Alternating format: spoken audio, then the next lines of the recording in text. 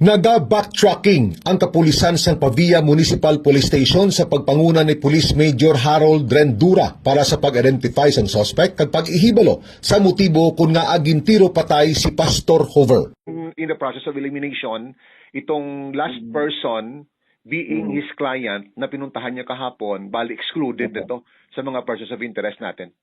Yes. Okay, sige. Well, at the same time, dumating na, pumunta na rin ako sa crime scene. So, okay naman, nakakas naman po ng sinop na crime operative sa atin yung crime scene natin. And during their initial analysis, assessment, napag-alaman na yung kasi ang po in accordance din sa mga eyewitnesses natin, na yung victim kasama niya pala sa loob yung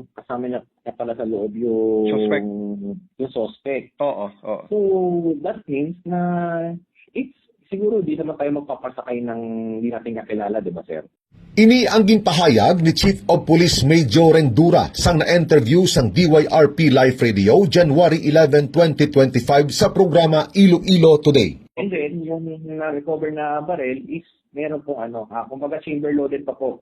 Pero yung naka-loaded po is dud bullet. Ibig sabihin ng dud bullet po, yung firing pin ng barrel tumama sa primer, pero yung primer hindi nag-incinerate. So wala po nangyari na combustion sa loob po ng bala. So hindi po natuloy yung pag-propel po ng bala. Okay. So yun po yung sabihin ng bullet. And then tinitignan din po natin kasi hindi pa masabi ng ating ng mga sinop na crime operatives kung meron kung may signs po ba ng nagkaroon ng graphing sa loob.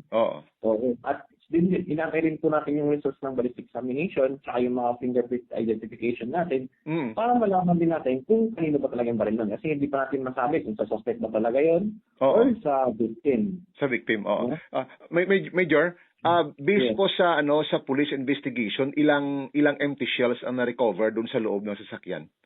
If I'm not mistaken, 4 po. 4.